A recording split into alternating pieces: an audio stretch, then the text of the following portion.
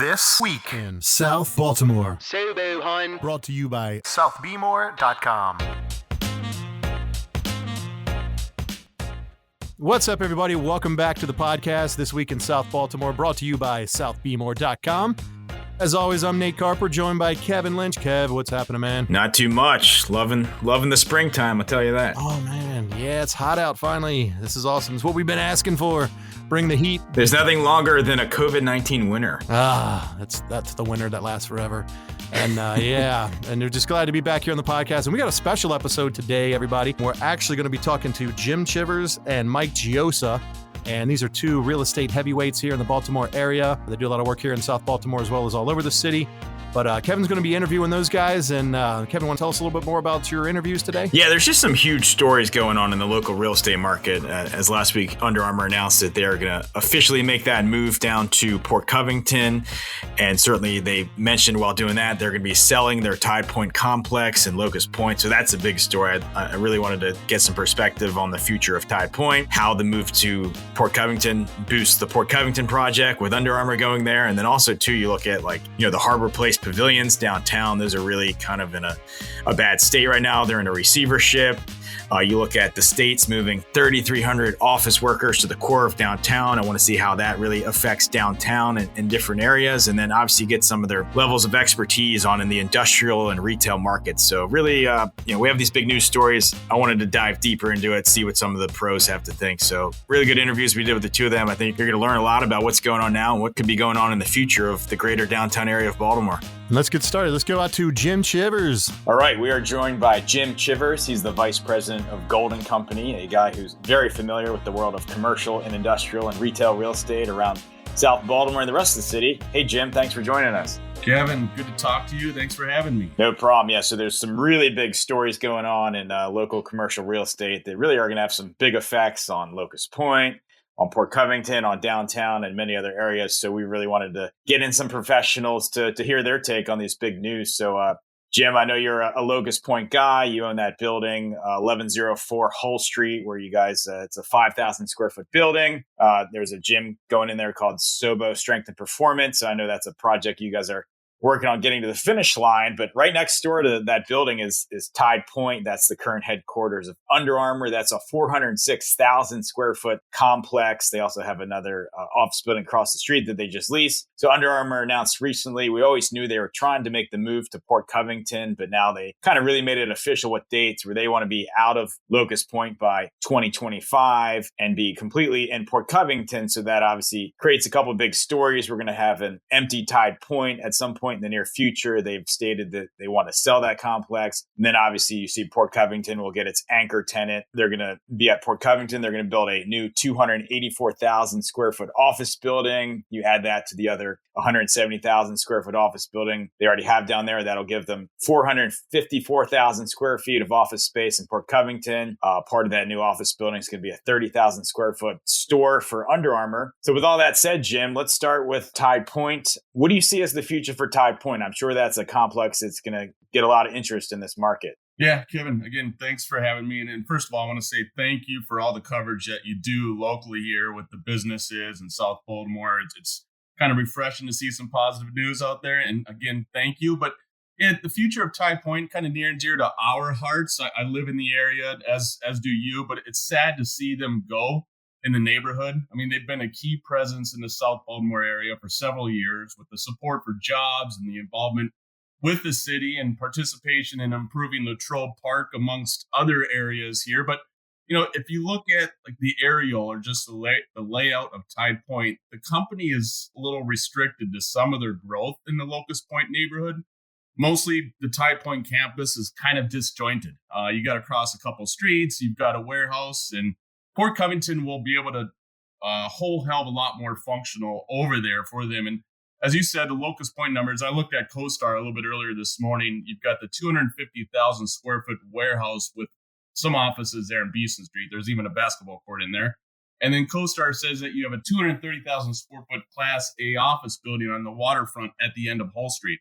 So a good chance Weller Development and Under Armour's team will handle that sale. We'll still have several years until they start to move out. But one big thing is that's a valuable piece of real estate. And I think that, mixed use residential with mostly offices.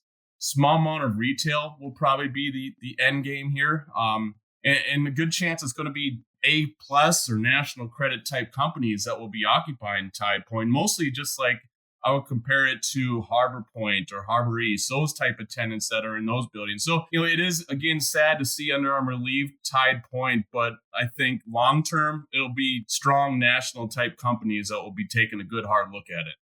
I know we're biased, but I certainly look at the boardwalk they have down there and just that awesome view looking across at Harbor East and Fells Point. And as far as the strategy for Under Armour, if they're thinking they're going to be out of there by 2025, do you think it makes sense for them to start leasing up parts of that building in anticipation for a sale? Or do you think it would benefit them to kind of put an empty building on the market? Do you see any type of strategy they might be looking to do there?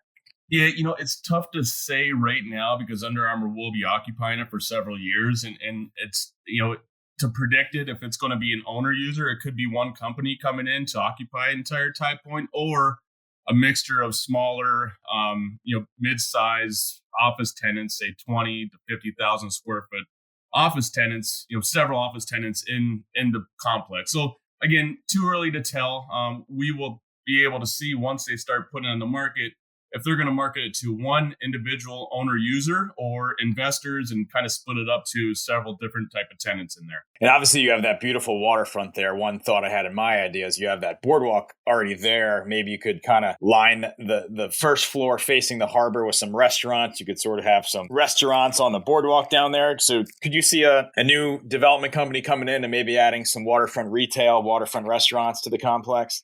Yeah, as you mentioned there, on the street level or waterfront level, whatever you want to call it, that is a beautiful area down there. You've got the football field down there now and kind of track field. I know Under Armour's been using that for a while, but beautiful views. One positive thing about that is you do have the parking to serve the buildings. Plenty of parking lots around there in front of the warehouse. Off of Beeson Street, you've got that large parking lot, and then around the bend there on Key Highway. So you do have, again, plenty of parking to serve that area. And then, the top upper floors, I think you've got 3-4 story of office building there in Tide Point.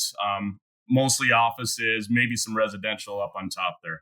Good thing is Under Armour's not going far. If you're an Under Armour employee and you're living in Riverside or Locust Point, I doubt you're going to move because your company is only moving about a mile down the road. You're moving to a neighborhood that has really no for sale housing. So if you want to work at Under Armour and buy a house, you pretty much still have to do it in Locust Point or Federal Hill, Riverside. So I think it could be a good thing for the area when you think about it, where we still have Under Armour, and then maybe it's a chance to get some of these smaller companies into Locust Point, which could really benefit, the existing restaurants and housing values and stuff, where you might have more C-suites coming into the neighborhood and kind of more salespeople coming to the neighborhood. That hopefully will be a chance where we still have Under Armour, but maybe we have some of these smaller companies too that really take advantage of the Locust Point and South Baltimore lifestyle.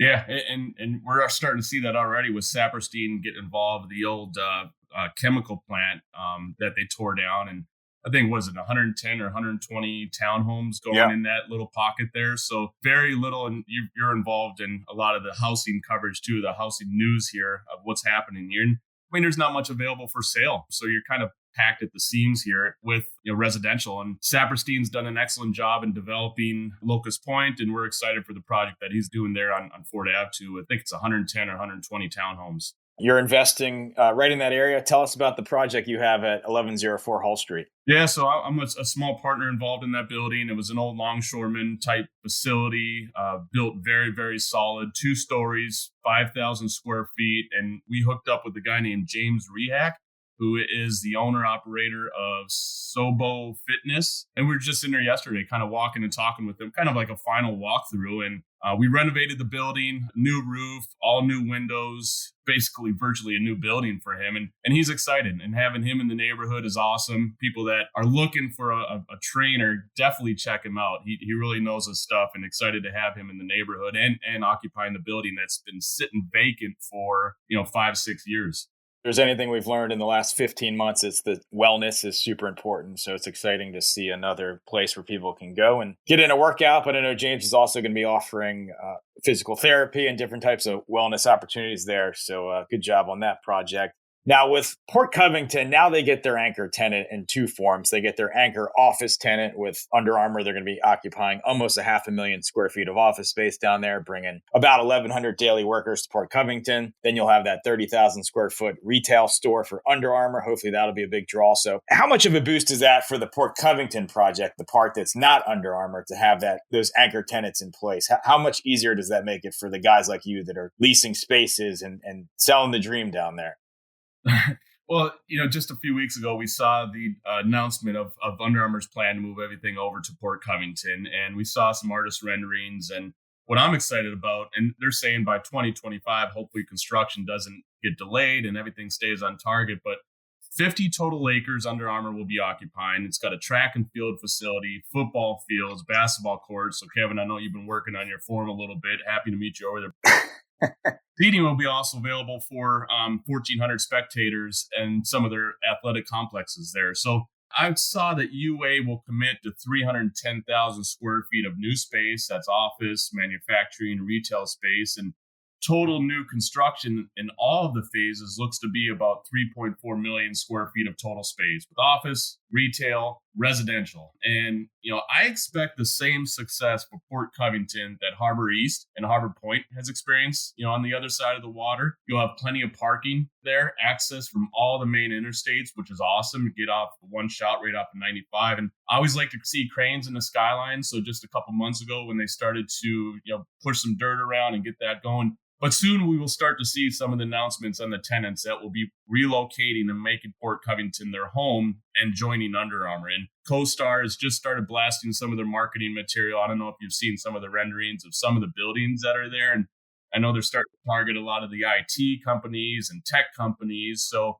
before you know it, we'll start to see some of the tenant rosters and names of companies that will be moving in. But we'll talk a little bit more about the Central Business District, but you saw some of this from the Central Business District of those type of tenants, law firms, some other national credit guys making their moves over to Harbor East because of the amenities, and Harbor Point because of the amenities and access and quality of living over there. Port Covington will be able to offer the same. And we are excited also to see that get going. Awesome. A little info about Jim Chivers there. He's a former Division I basketball player for Loyola, so he certainly would be way better than me on the basketball court. But I'll get out there and give my all if that ever happens. But there will be several new basketball courts down there with a nice breeze off the Patapsco, so that should benefit inside guys like Jim.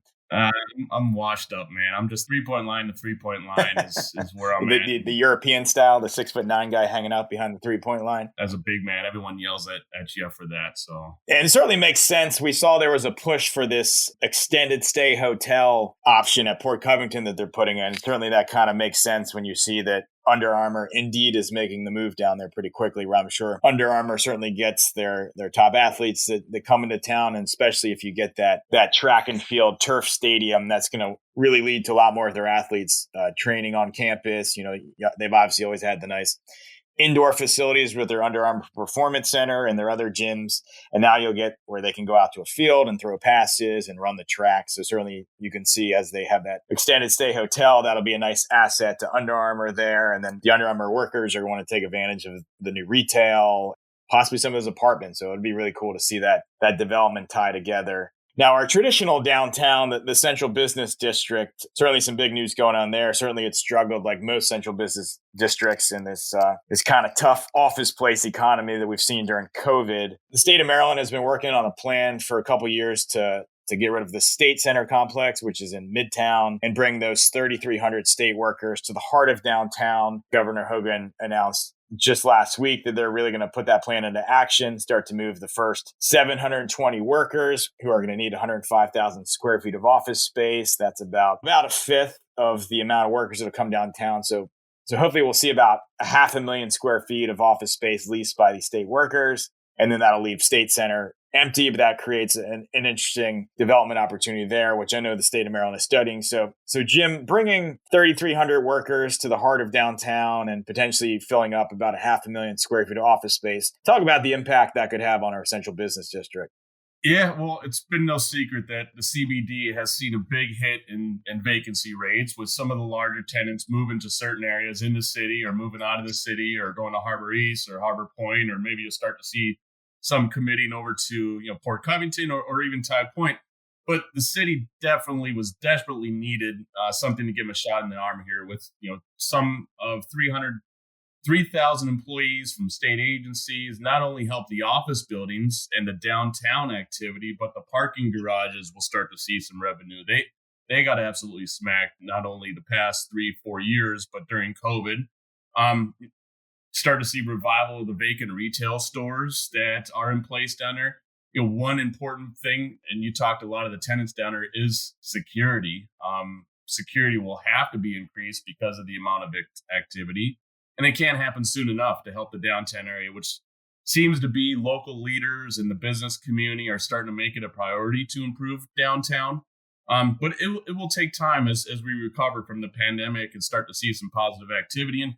And on top of that, Kevin, Harborplace is all tied into this. And we're all looking for something to give a new life and development, which was once the city's crown jewel. And anytime, I know you're probably a bigger sports fan than I am, but anytime you put on the Ravens game and nationally televised game, or even the Orioles, that's kind of the first thing they look at is Harborplace and downtown and the Inner Harbor. So it is Baltimore's crown jewel, but has become a non-performing waterfront piece of real estate for Baltimore. And it's some time ago, I think Harborplace entered receivership status with the New York owners defaulting on its loan. And all that does take time, and to make it more complicated, the city owns the land, the buildings are separate. In today's world, this receivership process does take time to work through. But bringing all of these employees to the central business district will improve downtown and improve Harborplace with all of those kind of vacant retail stores that you see now. Yeah, certainly it's just so frustrating when you look at the state of the Harborplace pavilions, as there's so many components to our Inner Harbor where you see Rash Field, the south part of the harbor, is really about to boost up with the new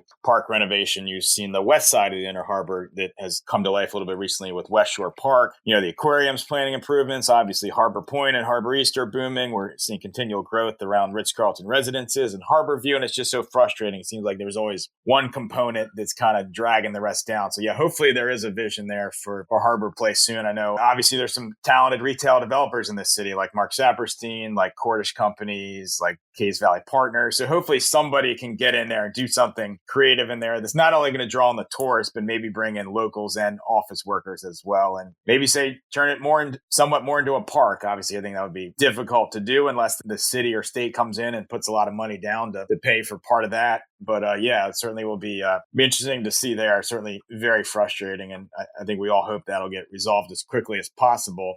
And it does take time for that receivership there in the Harborplace. But personally, there are a handful of local real estate developers, as you mentioned, and have done successful real estate projects. And I would love to see them get their hands on. There's probably 3 or 4 local guys that you and I probably can mention here, but real estate is local. They understand the market, they understand the trends, they understand the demographics and what the city's wants and needs. So it's going to be interesting to see who gets their hands on the Harborplace here with the next year or so. So, Jim, you're very involved in the industrial market here in Baltimore. I know you've been working on lots of deals in places like Carroll Camden and Cherry Hill and Brooklyn and in different areas. I know that's really been an active market if you see the kind of booming economy when it comes to importing and exporting and the increase in the canal and big e-commerce. So just talk to me about what you're seeing in these industrial areas. I know that's been a busy sector for you. You and I have been talking a lot about the South Baltimore deals, and one deal that we worked on here within the last 3-4 months was a project at Gaslight Square, which we settled in January of this year, which is 100,000 square foot kind of mixed use office light flex building. About 40% of it's leased. The remainder is rough shell condition. So some local investors came in and invested a lot of money in making improvements here. And we're looking for some office tenants. They've got the exposed brick, the open concept, some modern build out in there. And talking to some marketing companies that are coming through. We've had some breweries give a good hard look at it. We're still early in the game as we're going through kind of the last stages of construction now. So we're excited about the progress over there. And that's right off of Carroll Camden. I know a story that you covered was Mayorga Coffee, who just bought I believe a 70,000 square foot facility off of Austin and Wycomico Street, renovating a warehouse there, roasting facility, distribution site. So again, positive activity. They're willing to move out of Bethesda, come in that Carroll Camden market. And another big project we've been kind of monitoring and talking to the owner of is a guy named Chris Reagan, who's handling 1100 Wicomico. It's about a 400,000 square foot multiple level industrial building. And, guy Chris Reagan is handling it, kind of an incubator for small businesses. A handful of smaller sized guys are in the building, which allows room for growth. And Chris taps these guys and helps them out with resources to expand. And then hopefully they'll call either myself or Mike Gioioso to go buy a building later down the road. But it's one thing. It helps get the guys that, start up their businesses. They start in that building and then they expand into, call it 20, 30, 40,000 square feet later down the road. And then the entertainment district, Kevin, I know you've been following a lot of, and that's right next to the casino. That's attracted a lot of out-of-state investors for some of the other outlying parcels around there. So without a doubt, we've seen a lot of activity in that Carroll, Camden, and Pigtown market. Very cool. And then you look at Curtis Bay. I know there's, over 1 million square feet of new kind of e-commerce and distribution warehouse spaces going in there. So what's driving the market in an area like Curtis Bay? Well, one thing, my wife ordering everything online, the e-commerce world is just driving these industrial buildings. The values are in high demand, and e-commerce has just really boosted the industrial market, especially in the South Baltimore. There was an old dilapidated building that some out-of-state investors are putting kind of a distribution site down in Curtis Bay, which is all, I think, positive development. It'll offer jobs for those down there in the South Baltimore community and positive development. Very cool. I know a lot of people are attracted to the sexiness of a Ritz-Carlton condo or some of that Harbory stuff, but Baltimore at its roots is a blue collar town, and the port is obviously a huge driver. So it's great to see that those port related industries are doing well and kind of having a second life here. And, that's really kind of a part of the economy that a lot of people don't think about, but it really provides a lot of jobs, a lot of investment, and keeps a lot of people busy. Thanks so much for joining us, Jim. I know you're often busy showing more of these buildings, but we appreciate your time and keep up the good work in Baltimore. Yeah, absolutely. Again, thank you for your coverage too. And we love, seeing what you're digging into. You've uncovered some impressive stories here with the last few years. So keep it going. And thank you for all your coverage here in Baltimore. Will do. Thank you, Jim Chivers, for joining us today on the podcast. Stay tuned for part 2. We're going to be joined by Mike Gioioso. All right, we have another great guest joining us to talk about these big topics in the local real estate market. We have a broker and commercial real estate advisor, Mike Gioioso. Mike, thanks so much for joining us. Thanks, Kevin. Thanks for your work in reporting in Baltimore City and all things local. Awesome. Well, Mike's got more than 10 years experience working in the Baltimore market, working all kinds of commercial deals. And I know he's had his own YouTube show and a lot of creative ideas. So Mike will definitely give us some good perspective on these big stories which are going on. And the first one that's really big is obviously Under Armour has announced they're officially making that move to Port Covington. I know they've talked about it for years, but they've really set a date of trying to get fully there by 2025, which leaves Tide Point as a building that they will sell. We'll see what type of condition that building is in when they sell it, whether it's they start leasing it up to other companies or whether it's kind of an empty building. So Mike, what do you, obviously with Tide Point, that's going to come on the market. That's got to be one of the premier properties in the city. What do you see as the future for Tide Point without Under Armour?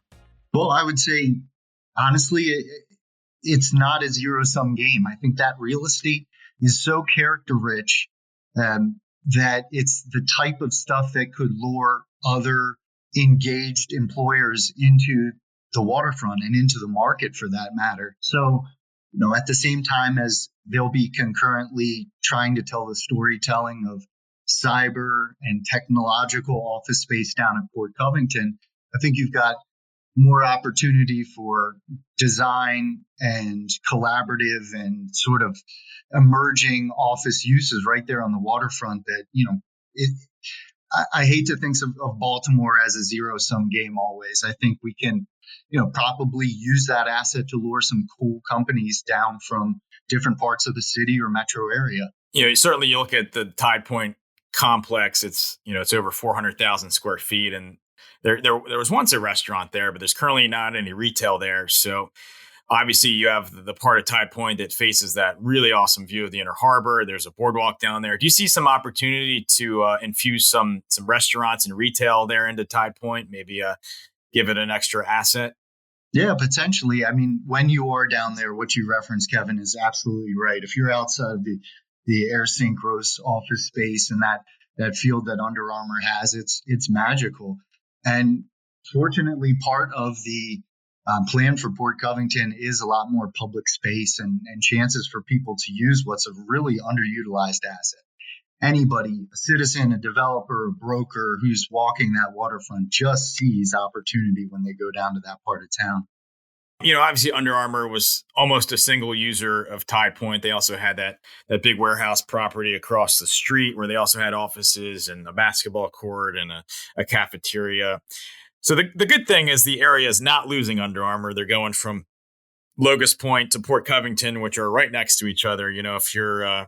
If you're working at Under Armour, you're probably not going to sell your house in Locust Point or Federal Hill because you're moving a mile down the road.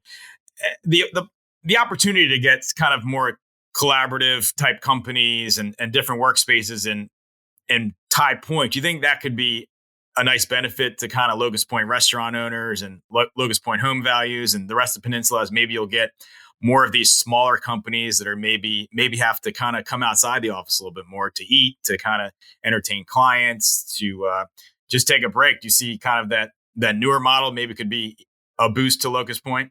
Yeah, I think of it really, it's analogous to the stuff over in Brewers Hill, which has become its own little kingdom over there. You add a little bit of density and then just some feet on the street. And I think, Locust Point is always going to be, it's a really nice location to plant a flag. With that move, Port Covington gets its anchor where, Under Armour's bringing what they're saying is going to be about 1,100 employees a day down to Port Covington. They're going to be occupying close to 500,000 square feet of office space down there with their new 284,000 square foot building, with the old building, with the building 37 they already have down there. They're going to bring a 30,000 square foot Under Armour retail store down there. So how does that boost the Port Covington project that now we know for sure that you're going to get those Under Armour workers, you're going to get that big retail store? How does that make life easier for those trying to lease the spaces in the rest of the Port Covington development? Well, I think like any master development in Baltimore, it's going to be a long road to hoe. You look at Harbor Point and you look at some of the other ones that are, far more established in the marketplace. And we hear headlines every 3 months, every 6 months. It's not every month in terms of progress. So any sort of foundational identity to the property, and especially an anchor office tenant like that, is going to help the next shoe fall. So, expect future announcements about other safe bets, maybe multifamily kicking off the next phase, or hospitality, because when you have a work campus down there with a caliber of employer like that, then of course there's going to be an extended stay hotel or something. So they out of the box, I'm sure, understand the demand that's going to come with just that one piece of satisfied demand down there. And with that Port Covington development, obviously we're hearing about, apartments and hotels and restaurants and then different types of office spaces. I know they're talking about getting cyber companies and educational companies. Is there any kind of use you could see going in there that might need a lot of space? I don't know whether that's like a new grad school for like a local college, or whether it could be like a big facility for somebody like Kaiser. Is there any type of uses maybe we're not thinking about that could be attracted to a space like that has a lot of space? Maybe it's kind of like city light in a way, where it's kind of in the city, but the parking's easier. Maybe some of the panhandling issues are easier down there. So are there any kind of creative uses you could see that might take an interest in an area like Port Covington that has a bit of a blank slate? Yeah, I think for the past several years, they've been thinking along the lines of a national harbor and trying to project how grand and how over the top of a regional sort of destination it could be. I think now probably the focus should be on stuff, true regionalism, that stuff that is around the Baltimore DMA, to reach out to a Kaiser and stuff. Along those lines, Kevin, I have been banging on doors of these medical facilities, because essentially, as retail has struggled to absorb space, and with healthcare being so sort of prominent in today's discussions of everything, a lot of the activity in leasing is taking place in physical therapy, dental, these medical service uses, outbound and small.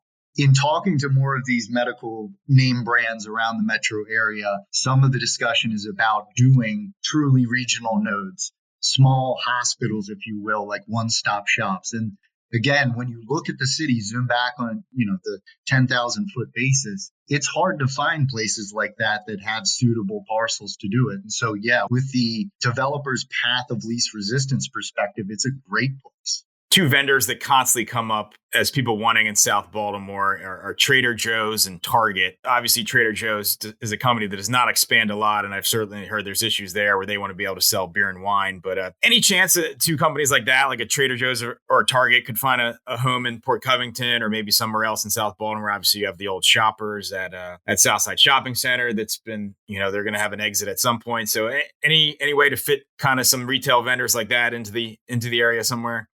Well, I'd be happy to talk sort of the grocery picture. That's an interesting subtopic in commercial real estate right now, because it's notes of e-commerce, it's notes of sort of price point and the middle effect. So that could be like a whole different ballgame. But in South Baltimore, I would say you'd be hard pressed to demonstrate need. I hear things about the Shoppers box, because Shoppers, which was, at my most recent check, a 25 unit grocery chain, they're in a very uncertain state. And so their locations all over the East Coast are falling out and becoming different things. So Southside Marketplace, it's not controversial to say probably inside of 2 years will not be a Shoppers. So there'll be some other grocery offering there. The Harris Teeter has always held its own visibly, so is there a need for a Trader Joe's on top of that? I think the community would clamor and they would message board, as they do all over America, to jockey for it. But, I don't know that the brand would sort of see that at this point on the peninsula. And moving on to Harborplace, the pavilion's down there right at the heart of the Inner Harbor. Very frustrating situation for so many in Baltimore, as you see. It was purchased by the Ashkenazi group a handful of years ago, and they started a renovation, and it eventually fell into foreclosure. And now it sits with a receiver, and everyone's kind of frustrated by the lack of progress. And obviously, this is prime property in Baltimore, and it was once kind of the place you had to visit if you came to Baltimore. So any thoughts you have about the future of Harborplace? Any reason we should have any optimism? Any creative ideas you think could come up for those parcels? Some of the best opportunities for the parcels, sort of, unfortunately, this ship has sailed. I think a lot of us, when we get together, we just say, that should have been or could have been the casino. That would have provided a sort of lot of innate security, a lot of feet on the street. And though that is a somewhat obnoxious use to some people, I mean, it would have been sort of a restoration or a chance to hit the reset button there in the main of downtown. Decidedly, the center of gravity has moved east in Baltimore. I mean, it is essentially Harbor East, Harbor Point is the new downtown, as anointed by the corporate community, because we're seeing lease after lease of people migrating. Bank of America, highly likely Transamerica, BWC before the whole thing. The list goes on and on. That, unfortunately, that ship has sailed. I think there's enough stakeholders this time around that they have to address it in this next 4-year increment. During the Mayor Scott administration, it has to be rebooted. I was at drinks 2 weeks ago in Harbor East, and I saw a group of people that was a right configuration of people, including Shalonda Stokes, some other past people that have been involved formulatively with Harborplace, having dinner and drinks. And I think they were addressing this subject, virtually right from go in her administration. So there's a lot of voices. There's other downtown private owners that are clamoring, other brokers, obviously, you read the paper, that are clamoring that these assets be addressed. And what do they say? It's safety, it's feet on the street, it's some pride and sense in localism that we seem to lack. We're all clamoring that something happened. I'm optimistic that something will happen. Is there any talk about maybe leveling one of the pavilions to maybe get more park space down there and maybe boost the other pavilion? Or are there any creative thoughts you're seeing about how to really reinvent it down there, maybe get better views or anything like that? I know a committee was formed a couple years ago, which had all the OG people from the Rouse Company included and saying, hey, what should this be a second time around? A good friend and mentor of mine, Bowie Arnott, was on that committee and, wrote a letter of support or some sort of opinion on it. And, it is a blend of needing to diminish the amount of retail that's there and blend it with other uses. Public space, some institutional space, again, bring security, traffic, feet on the street to the presence, all day parts, try to, turn it what it is into a fully activated hub of the city. I've heard of uses including, some sort of barge type use, a blend of sort of like an amusement and a spa out on a barge right there. The city couldn't get creative about that to accommodate something that would have been sort of first of its kind out there. I think we have to sort of loosen our grip on some things and, understand that people gathering begets good things from a public safety standpoint. Speaking of people gathering, Governor Hogan sort of expedited their move in recent weeks to get those office workers who work for the state of Maryland from State Center, which is in Midtown, down to the downtown core. They're going to start with a first load of 720 workers looking for 105,000 square feet of office space. The total will eventually be, 3,300 workers. Likely they'll be looking for somewhere in the ballpark of 500,000 square feet of office space. What type of impact could you see that having on the central business district? Yeah, it feels like the cavalry has arrived. This has been talked about for a long time. The redevelopment of State Center has been opposed for a long time because a lot of the downtown landlords, Peter Angelos included, sort of concerned that if you move those small state agencies, those, dink and dunk office spaces purely out to a new revitalized State Center, it really will be a terrible downward pressure on the downtown. So this is, confirming the opposite, that those 3,300 plus people would be helping firm up downtown as it feels like the reinforcements are here. How big are some of those office buildings down there? Because obviously, if you think of maybe they're looking for 500,000 square feet, could we see this spread across several buildings? Or is there a chance maybe they'll just find one empty building and load everybody into there? Do you see any way this could play out? Yeah, I'd hate to see just pure picking winners and, losers in one fell swoop like that. I think, sort of it is got to be a hybrid of making the right choice for the office end use. But at the same time, I would hope that it would sort of benefit the greater downtown because, what we saw largely, for the past 5-10 years in Baltimore is a flight to quality is the cliche that, has been overused by our office community. But streets like Lombard and so on and so forth, moving north off of the Inner Harbor, office tenants were effectively for the same rent or at the next renewal, able to migrate down to Pratt Street. And then with sort of air being let out of the balloon on Pratt Street via people moving eastward, we'd hope that there would be some floor of support provided by this office tenant, the state agencies.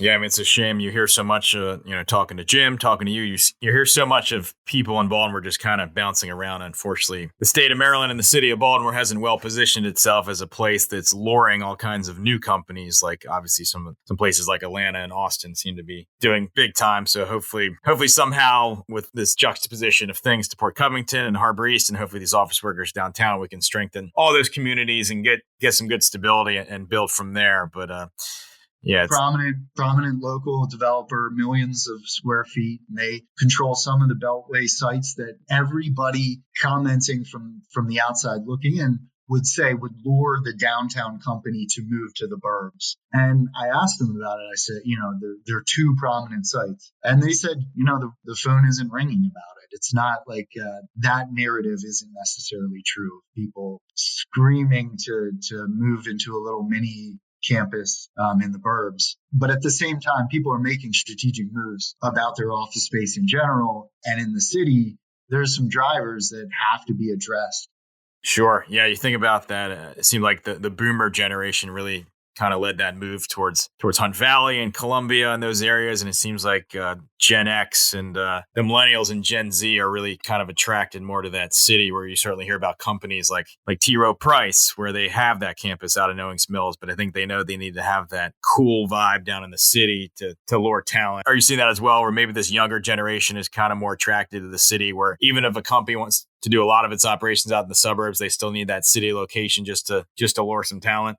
Yeah, I mean, there's a little bit of a zip code thing, but, the world is flexible in that regard. It can be, for Transamerica's purposes, it could be a regional office with 200 people. It doesn't have to be naming rights of the phallic office tower, like the blimp shot doesn't have to be part of the modern paradigm. I would also sort of say, Kevin, from a historical perspective, a lot of the commercial real estate industry really got into high gear in the suburbs in 1968. So it is things that have the sort of seismic shift of, it's like events like that sort of beget changes like the development of White Marsh and Hunt Valley and Lutherville and Owings Mills. So, right now we're in a similar kind of seismic shift. There will be changes unknown yet. And I know you touched on it with Jim Chivers, and an expert in his product type, but e-com and last mile and all that stuff is super hot. South Baltimore, from a jobs perspective and relevance perspective, is perfect in that it's straddled by all the infrastructure. Absolutely. So I know you've done a lot of work with retail. I know you've helped a lot of restaurants find their home, a lot of building owners help lure tenants into restaurants. So what local trends are you seeing? Seeing any trends in Federal Hill or Locust Point or the rest of the city as far as kind of the restaurant industry and the retail? I know it's been a tough year for restaurants, but I think we've been pretty lucky to see a lot of them in South Baltimore hold on. So any trends you're seeing there? Any deals you're working on? Well, a couple of trends. I mean, I would say that the restaurant bars in a neighborhood like Dead End Saloon and that kind of thing, like they have seen a resurgence in sales. And I would say, they're faring better than the sort of downtown district guys, the side street of Cross Street or something like that. Like the volumes at the neighborhood places bolstered by a very landed, planted customer and some neighborhood loyalty and localism are doing great, it seems to me. I've heard terrific, the food scene is great down in South Baltimore. Limoncello is over the top, great meal in an over the top, not for everybody's space. That's pretty wild. Then, I hear nothing but good things about Jason Ambrose's place down in South Baltimore, the old Salt Chef. 1157 Bar and Kitchen. Yeah, Kitchen and Bar, I mean, and that's from other industry food folks like telling me I have to go. So I think there's a lot of assets to be proud of down there. And I know I have two tenants that are perennially nibbling down there. Towson Hot Bagel, which never landed a deal. Yeah. And then another group from Howard County that's ethnic food, and we've been nibbling around Anthem House and Southside Marketplace, just unable to make the two ends of the rope connect. But there is some activity, and I think you've got some exciting new openings that have occurred there. So everybody seems to be staying put. I'm not seeing for lease signs flying up. So gotcha. Well, we've mentioned Towson Hot Bagels, Trader Joe's, and Target in one podcast. I think this thing might go viral. All right. Hashtag go viral. Well, certainly, man, if we could get, I know that Towson Hot Bagels deal to South Baltimore has been talked about and flirted with. I know you know the nuts and bolts of that. You probably can't disclose. I know that's been talked about for a long time, but man, would that make people happy. So hopefully something happens there. I know there's some opportunities to get those bagels on the peninsula with certain vendors, but certainly would be cool to get the whole deal. And before we let you go, Mike, anything you're working on? Any news with you you'd like to let us know? Anything coming in the pipeline? Well, I should tell you, Pizza Channel, Kevin, that from Business Property Pro, I leased my first space without actually showing it. So on the edge of Harbor East, 803 South Caroline Street, Henry DeFord and I leased the former Agora Market space to the folks that own Namaste Baltimore up in Roland Park. To do an Indian restaurant. They're in for liquor board transfer. They should be opening, I guess, in early summer. But it is a first from a fellow YouTuber.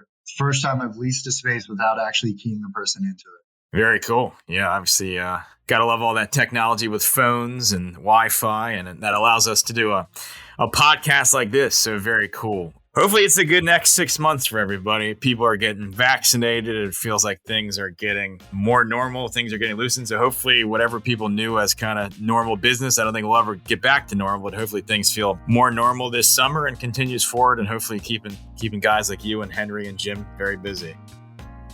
Mike, thanks so much for joining us today. There's obviously some huge real estate stories going on, and you've really provided some great perspective. And hopefully with things like Harborplace and the development of Tide Point and Port Covington, we can check back in with you hopefully within the next year or so. And hopefully there's more news to discuss there. And best of luck with your deals. And thanks for joining us, Mike.